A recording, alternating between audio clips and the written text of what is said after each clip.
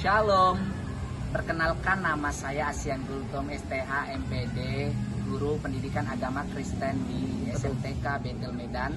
Saya adalah mahasiswa PPG Daljab 2025 Bantiga di IAKN Tarutung dengan nomor induk mahasiswa 2501061144. Pada hari Rabu 8 Oktober 2025 melakukan praktikum pembelajaran di SMTK Bethel Medan untuk uji kinerja dengan tema bertumbuh menjadi dewasa dalam segala aspek di kelas 10.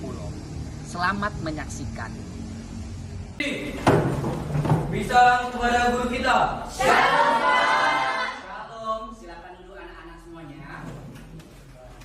Bagaimana keadaannya hari ini? Baik, Pak. Oke, sebelum kita belajar, saya mau mengabsen anak-anak semuanya terlebih dahulu. Nanti ketika Bapak memanggil namanya, katakan hadir. Oke, supaya Bapak tahu siapa yang tidak hadir pada hari ini. Siap? Siap, Pak. Kaleb Simatupang, Kristina, Rahel, Sakit, Pak. sakit. Ready? Hadir, Pak. Anak-anak semuanya semangat untuk belajar pada hari ini. Boleh bangkit berdiri kita semuanya? Bapak ada sebuah lagu, nanti ikuti ya gerakannya yang ada di YouTube ya. Pak.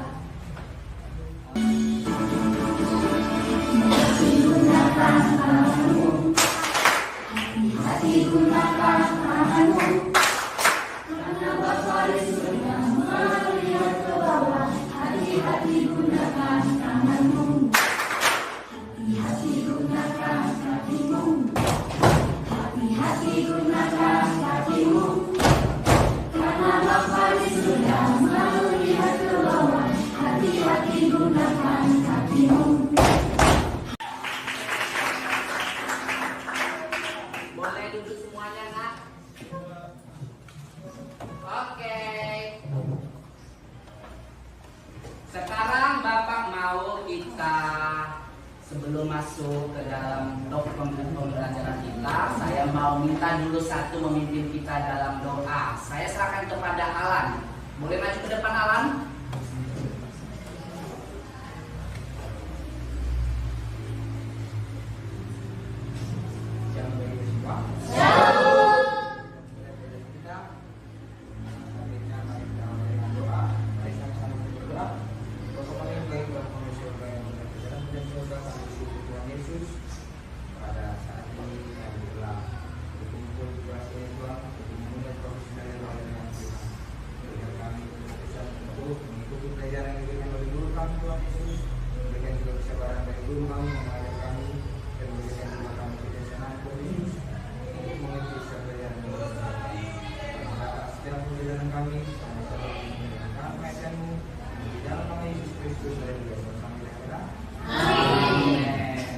Oke, buat anak-anak semuanya, karena kita adalah bangsa Indonesia, maka kita harus menyanyikan lagu kebangsaan terlebih dahulu ya.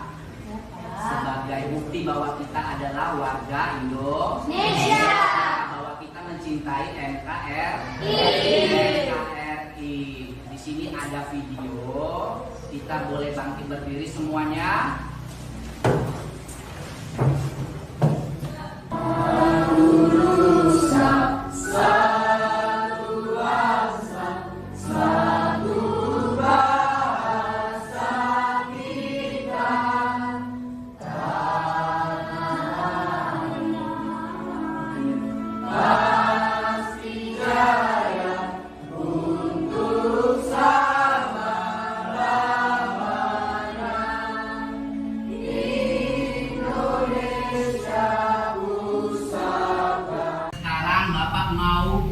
Itu tertuju pada gambar yang Bapak sediakan di depan ini. Coba perhatikan. Sudah? Tadi Bapak sampaikan ada 6 aspek perkembangan. Sekarang Bapak mau bertanya dulu kepada kalian semuanya. Gambar 1 kira-kira apa ya? Aspek apakah gambar 1? Boleh ada yang kasih pendapat? Kalau yang pertama itu aspek perubahan secara usia dan fisik. Usia dan fisik. Ada lagi yang bisa menjawab? Ayo boleh sampaikan kepada Bapak. Perubahan bentuk tubuh. Siapa lagi yang bisa kasih pendapatnya? Menurut gambar 1 itu adalah aspek apa? Perubahan usia, Pak. Perubahan usia. Boleh satu orang lagi, Bapak mau bertanya kepada anak-anak Bapak di sini semuanya. Ada yang bisa kasih pendapat? Apa aspek apa pada gambar 1 itu? Ada? Perubahan warna baju, Pak. Perubahan? Warna baju. Perubahan warna baju. Itu kan pendapat dia karena namanya juga kita harus menyampaikan pendapat. Oke, sekarang gambar kedua. Coba perhatikan gambar kedua. Setelah diperhatikan, boleh langsung kasih jawabannya. Berpikir, Pak. Apa? Berpikir. Menurut si Priscilla berpikir katanya. Ada lagi yang kasih pendapatnya? Fokus, Pak. Fokus, kata Ayu fokus. Menyajikan pertumbuhan diri dalam tiap aspek perkembangan dalam sebuah narasi. Kelima, Membuat komitmen untuk mengembangkan kepribadian yang matang berdasarkan tanda-tanda manusia yang bertumbuh sebagai pribadi dewasa menurut teks Alkitab acuan 1 Korintus 13 ayat 11, 1 Timotius 4 ayat 12, Yakobus 5 ayat 12. nah ini adalah tujuan pembelajaran kita. Tujuan berarti artinya apa, Nak? Goalnya kita supaya kita dapat memahami kelima tujuan ini, oke? Lalu coba saya minta dulu satu orang membaca dalam Lukas 2 ayat 52. Suara yang paling kuat lah di sini siapa? Laura. Lukas 2 ayat 52. Dan Yesus makin bertambah besar dan bertambah hikmatnya dan besarnya, dan makin dikasihi oleh Allah dan manusia. Nah, Allah dan manusia. Apa ya hubungan ayat tadi dengan bertumbuh menjadi dewasa dalam aspek fisik? Ukuran tubuh, kata Roypan dia ukuran tubuh. Ya, berarti kan ada ukuran tubuhnya dari anak-anak menjadi dewasa. Ada lagi yang kasih pendapatnya? Semakin kalau semakin tua akan bertambah menjadi dewasa dan kekuatan atau imun tubuh semakin lemah. Nah, kata Tiara, semakin dewasa, semakin tua dan imun tubuhnya semakin melemah, ya kan? Itu kan fisik kan? Lalu ada lagi yang kasih pendapat? Yang bisa kasih pendapatnya? Perhatikan yang ini lagi tadi, Nak. Dalam aspek fisik,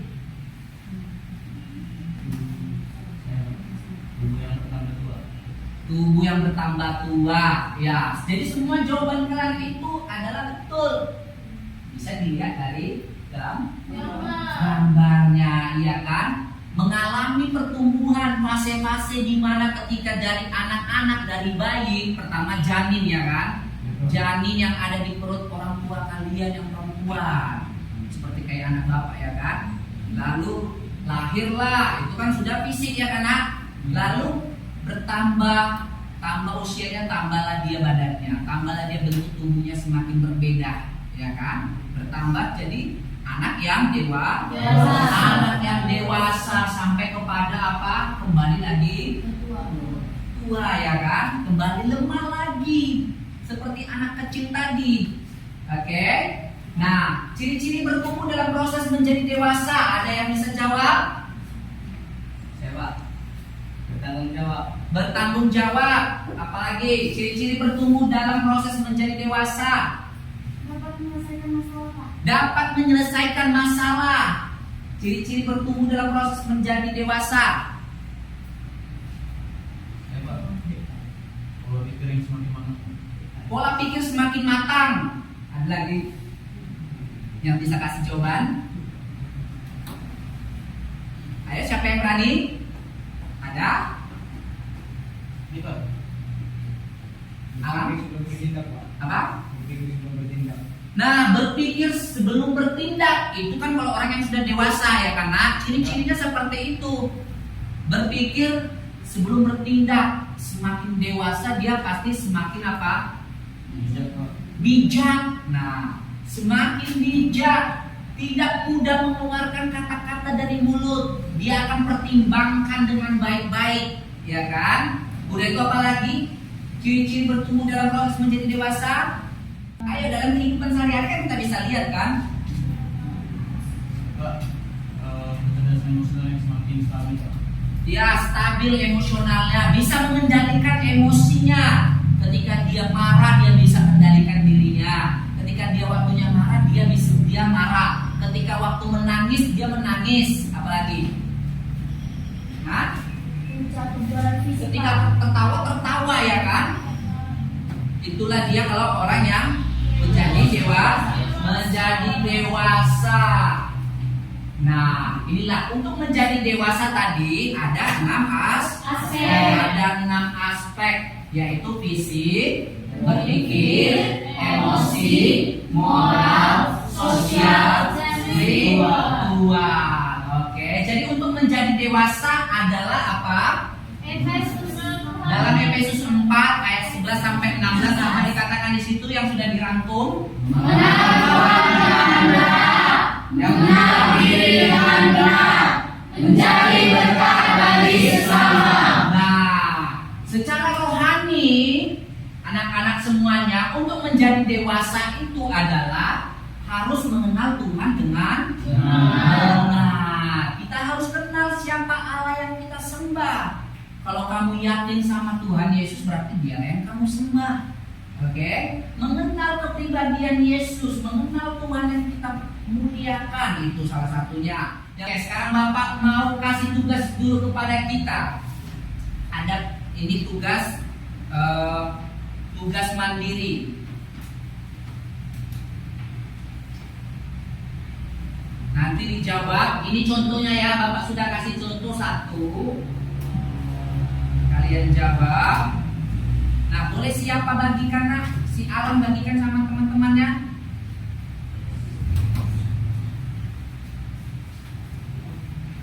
Jadi di sini Bapak jelaskan dulu ya. Nah, bagikan sambil dibagikan, nak. Sambil dibagikan. Nilailah bagaimana pencapaian kamu untuk aspek-aspek fisik, intelektual, emosi, dan sosial. Buatlah tabel seperti contoh di bawah ini untuk mencatat penilaian kamu dengan memberi tanda checklist pada kolom yang telah tepat disertai keterangan mengapa kamu menilai seperti itu. Oke, silakan nanti pilih kalau kurang, cukup. Ini tentang dirimu ya. Fisik, lalu keterangannya bikin. Apa menurutmu dari fisik ini kamu perhatikan yang kurang atau yang kalau kamu jawab baik, kasih keterangan, oke?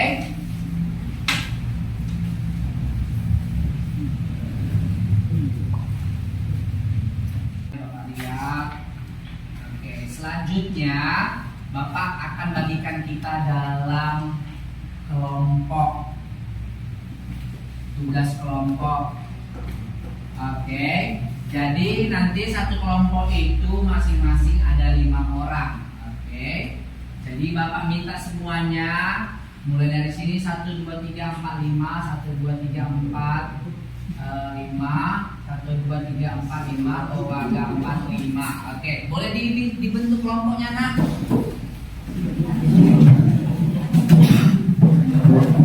Bapak majukan ini sedikit ya, biar kita buat ya. Oke, boleh maju ke depan sebagian. Sebelah sini, nak. Yang barisannya di sini.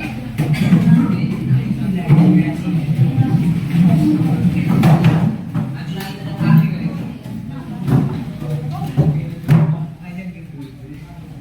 Sudah. Nah, di sini Bapak ada siapkan tugas kelompok. Nanti kalian kerjakan. Tiap kelompok itu kasih apanya ya. Di sini ada soal pertanyaan dari pengalaman mengikuti sekolah minggu, ibadah khusus remaja atau ibadah umum, Apa pesan yang kamu masih ingat tentang tumbuh menjadi dewasa? Bagikan kepada teman-teman kelompoknya. Jadi caranya nanti kalian isi dulu ke dalam ini semuanya, kasih pendapatnya masing-masing, kasih pengalamannya, oke? Lalu dituangkan di sini, nanti tiap kelompoknya maju ke depan untuk menyampaikan ya hasil kerja kelompoknya, oke? Oke, Pak.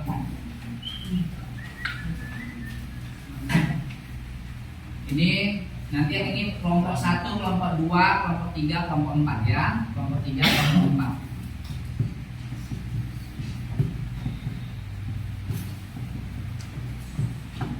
Ini.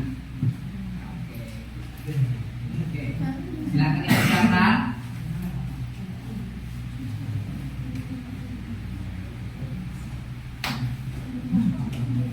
Kalau ada yang mau ditanya, silakan bertanya sama Bapak ya.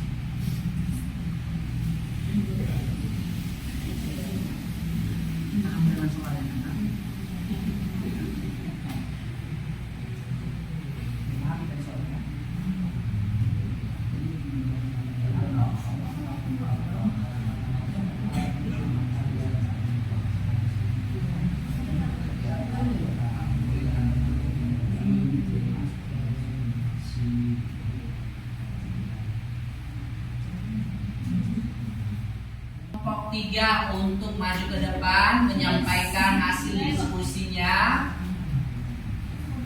Perwakilan 1 orang saja.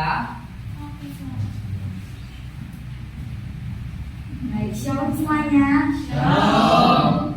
Jadi ini hasil diskusi dari kelompok 3 yang beranggotakan saya Miranda, Tria, Priscila, Kristina, dan Fitri.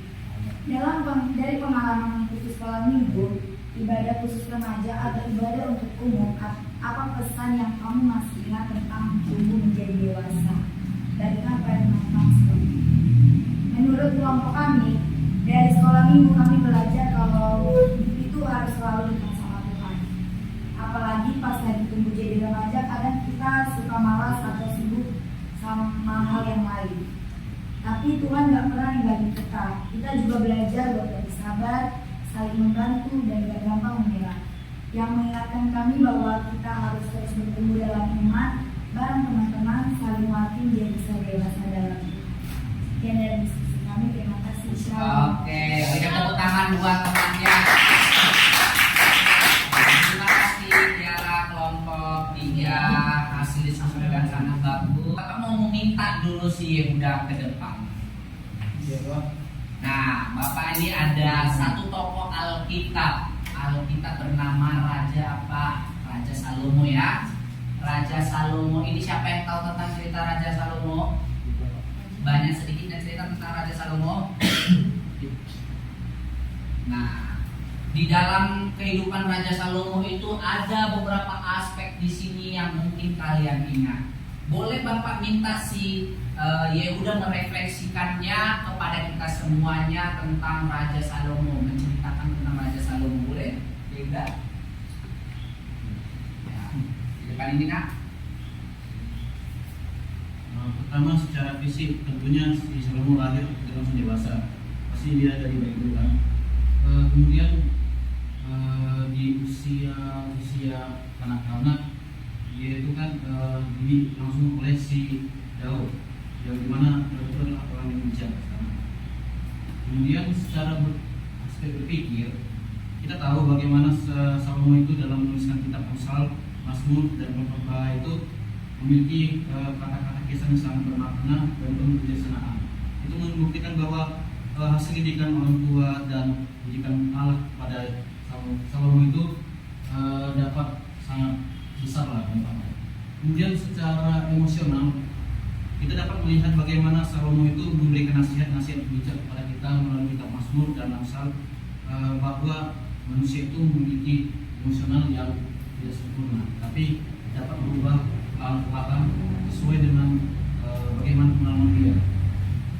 Kemudian secara sosial kita dapat melihat bagaimana kebijaksanaan Salomo ini dalam menjalin hubungan antara kerajaan, di mana dia bisa membuka suatu tempat yang sangat terbuka untuk setiap bangsa, yang menjadikan saat itu Yerusalem menjadi kota termaju di dunia. Kemudian juga secara moral juga diajarkan oleh Salomo kepada kita melalui kitab-kitabnya bagaimana cara kita berkata krama yang baik. Dia juga sering mengajarkan kepada setiap anggota-anggota kerajaan itu untuk misalnya table manner dan tata krama dalam berhubungan dengan manusia sesama. Tentunya itu semua berdasarkan oleh karena Salomo itu mengajarkan semua hidupnya itu kepada Tuhan, sehingga tujuan utamanya itu pada aspek spiritual, di mana melalui penyerahan diri Salomo kepada Tuhan, dia dapat melengkapi setiap aspek tubuhnya menjadi dewasa. Bisa kita lihat bagaimana hidupnya sangat berpengaruh dan menjadi salah satu tokoh paling berpengaruh dalam sejarah dunia. Sekian, terima kasih. Oke, berikan tepuk tangan. Salomo seperti itu ya. Dan juga jangan lupa bahwa Raja Salomo itu ketika dia tahu bahwa diri dia itu apa, dia itu adalah orang yang sangat berjaya ya kan. Tapi ketika dia menyelesaikan masalah ada dua orang ibu punya masing-masing punya anak, satu anaknya meninggal, satu lagi enggak kan. Tapi bagaimana dia hanya meminta kepada Tuhan kebijaksanaan. Kebijaksanaan itu dia berarti masuk ke mana? Kategori apa? Berpikir intelektual ya kan? Kenapa dia seperti itu? Dia sudah tahu dia itu adalah apapun yang Tuhan berikan, tetapi kebijaksanaan itu sangat perlu sekali ya kan? Harus bijaksana, harus penuh hikmat ya kan? Penuh hikmat.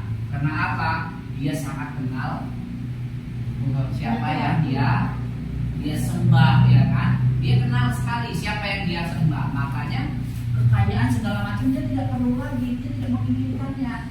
Yang dia sangat inginkan adalah kebijaksanaan, hikmat yang perlu dia. Karena kalau orang sudah punya hikmat, punya kebijaksanaan, sudah pasti semuanya akan mengikuti kekayaan, kebijaksanaan, harta segala macam, semuanya akan mengikuti karena adalah dia orang yang penuh hikmat. Oke? Pak. Ya, oke.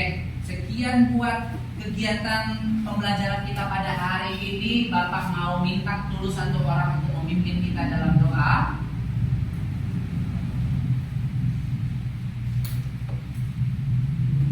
Ada?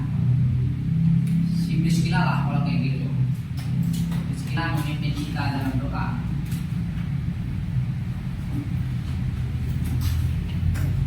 Teman-teman, kita selesai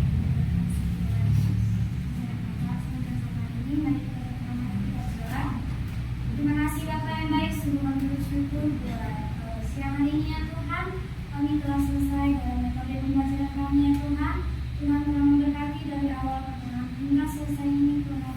Kiranya ini menjadi pegangan dan pedoman hidup kami ya Tuhan untuk berkati kami. Berkati guru kami Tuhan, apapun yang telah disampaikan menjadi berkat bagi kami. Terima kasih Tuhan, inilah doa kami serahkan dalam tangan-Mu, dalam nama Yesus saja. Amin. Amin. Oke, silakan disiapkan barisannya nak. Berdiri. Beri salam kepada guru kita. Shalom. Oke, silakan pulang anak-anak semuanya.